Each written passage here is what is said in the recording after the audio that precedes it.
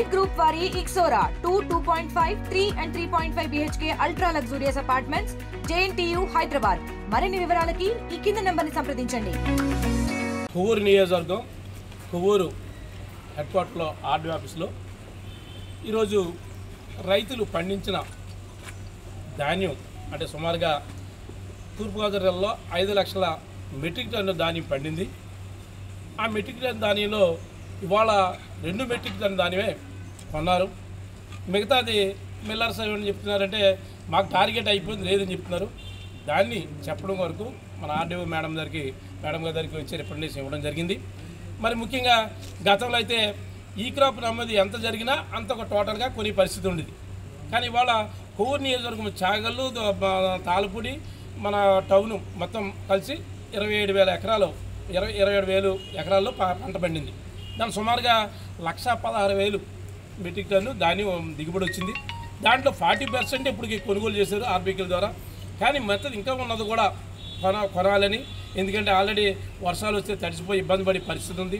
దాని వరకు ఎందుకంటే ఇవాళ మద్దతు ధర సుమారుగా కింటాకి 2,030 రూపాయలు ఉంది. అయినప్పటికీ సుమారుగా 75 కేజీలు అంటే మనకి 1,750 రూపాయలు కొనవలసి ఉంది. కానీ వాళ్ళు బయట మార్కెట్లో 1,250 రూపాయలు కొంటున్నారు. అంటే సుమారుగా ఒక్కొక్క బస్తాకి 4 నుంచి 500 వరకు నష్టపోతున్నారు.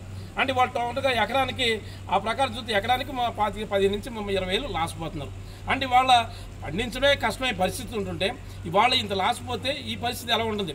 దాని వరకు రైతుల తరపున మేము వైఎస్ఆర్సీపీ ముందుండి గతంలో రైతు భరోసా కేంద్రం రాష్ట్రంలో 10,000 రైతు భరోసా కేంద్రం ద్వారా పండిన ప్రతి గింజను కూడా కొనడం జరిగింది. అంతేకాకుండా మా తొలకరి వర్షాలు ముందుగానే 13,500 రైతు భరోసా ద్వారా ఇచ్చి ప్రతి గింజ కూడా కొన్ని పరిస్థితి ఏర్పాటు చేశారు. కానీ అబద్ధ వాగ్దానం చంద్రబాబు నాయుడు గారు చేశారు, జరిగింది.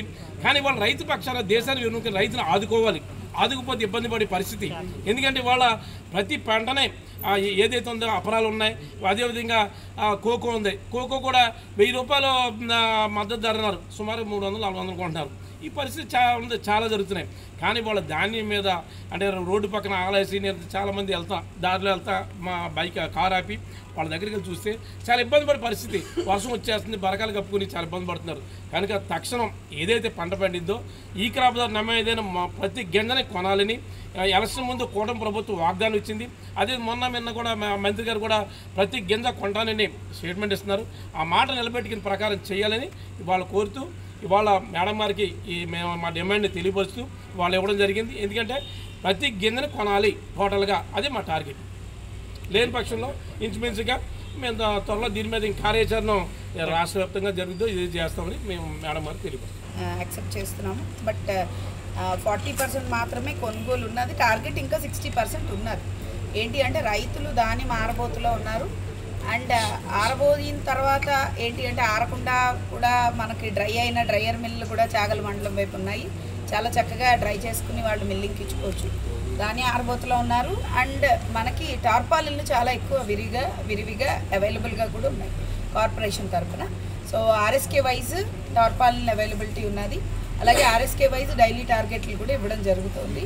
కంపల్సరీగా రైతు ఎక్కడా కూడా వెయిట్ చేయకుండా, ఏ ఆర్ఎస్కే దగ్గర కూడా వెయిట్ చేయకుండా కూడా ఒకవేళ ఆ రోజు డైలీ టార్గెట్ అయిపోతే గనక ఇమీడియట్గా టార్గెట్ రిలీజ్ చేయడం కూడా జరుగుతుంది. ఎంఏఓలు అనుసంధానంతో, అలాగే డిఎంసిఎస్ అనుసంధానంతో, అలాగే సిఎస్డిటీలు, విఏఏలు, అలాగే మన ఏంటి అంటే తహసీల్దార్లు అందరూ కూడా కంపల్సరీ ఫీల్డ్లో ఉన్నారు.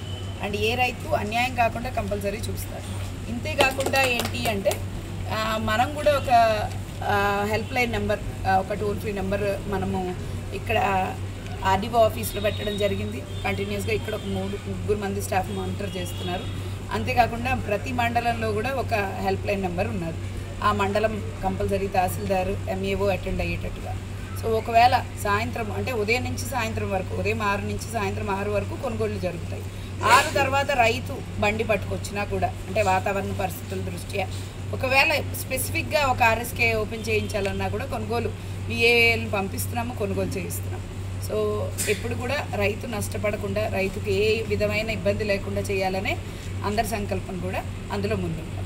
మరిన్ని వీడియోస్ కోసం ఛానల్ ని సబ్స్క్రైబ్ చేయండి. లేటెస్ట్ అప్డేట్స్ కోసం వాట్సాప్ ఛానల్ ని ఫాలో అవ్వండి. ఆ లింక్ డిస్క్రిప్షన్ లో ఉంది.